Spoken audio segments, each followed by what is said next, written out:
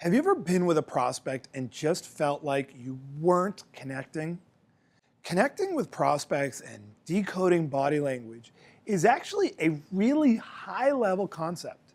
In fact, most salespeople are completely oblivious to this entire dimension of selling and human interaction. So if you've ever noticed in the past that you weren't connecting with some prospects, this is actually a good thing because it means that you're at least aware. In this video, I'm going to show you how to decode body language in sales. Check it out.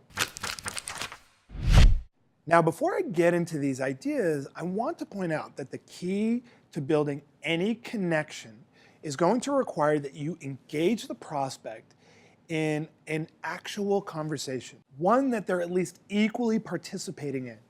So the ideas I'm going to share with you here are what you're going to look for to make sure that you really have them engaged. And lastly, remember that no two people are exactly alike. So don't freak out if you notice some differences between different people. Number one, eye contact. Strong eye contact versus wandering eyes. When someone is truly engaged in a conversation, they will be looking at you. So what you want to avoid is their eyes wandering all over the room. And this means that they're not engaged with what you're saying. As soon as you see this, you need to ask questions to pull them back into the conversation, to get them emotionally involved. And once you have that eye contact with them, you know you're back on track. Number two, leaning in or leaning out. Now, when we're engaged in a conversation, we're naturally going to lean into the other person. It doesn't have to be extreme, it can be really subtle. But on the other hand, if a person is leaning out and is pulling back, it's a sign of discomfort in the conversation. Now, in this case, what I want you to actually do, if you see them leaning back, is start by mirror, by also leaning back. Do the same thing and continue to engage them in the conversation through questions. Now, if they continue to lean back throughout the conversation, you're going to sense that you're in a little bit of trouble. You need to get them eventually leaning forward.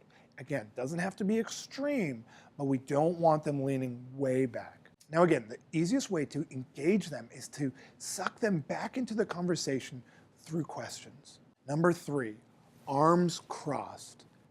Much like leaning back, arms crossed is a somewhat defensive posture. It shows hesitation and discomfort. Now, like with any of these body language gestures, don't freak out.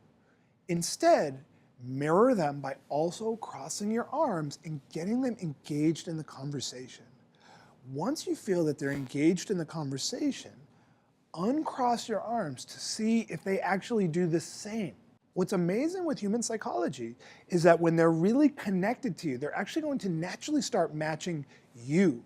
So by uncrossing your arms, they may also feel like, okay, I'll uncross my arms. The goal is to get them to physically open up. Number four, fidgeting. There is nothing more distracting and frustrating to me personally than talking to someone who's fidgeting. And now, especially in the modern world, there are so many things to fidget with. It's not just pens and doodle pads just writing away random pictures nowadays. Cell phones are the ultimate fidget tool for the hyperactive person. So if your prospect is really fidgeting, like always, don't freak out. Just work to engage them into the conversation. Ask them those questions. You need to break their focus away from what they're fidgeting on. And here's the key. If they start to get really bad, like literally checking messages while you're talking, feel free to stop talking and ask if everything's okay. You need to set your boundaries for what you'll accept. And so this literally means calling people to task when they're physically on their phone and they're not paying attention. Get them focused back onto you. And by the way, if they say, oh, I actually have to go, you know you're in trouble anyways. So you might as well make sure that they're back and focused on you. So there is how to decode body language in sales. I want to hear from you. Which of these ideas did you find most useful? Be sure to share below in the comments section to get involved in the conversation. And if you enjoyed this video, then I have this awesome free ebook on 25 tips to crush your sales goal. Just click right here to get instant access to it.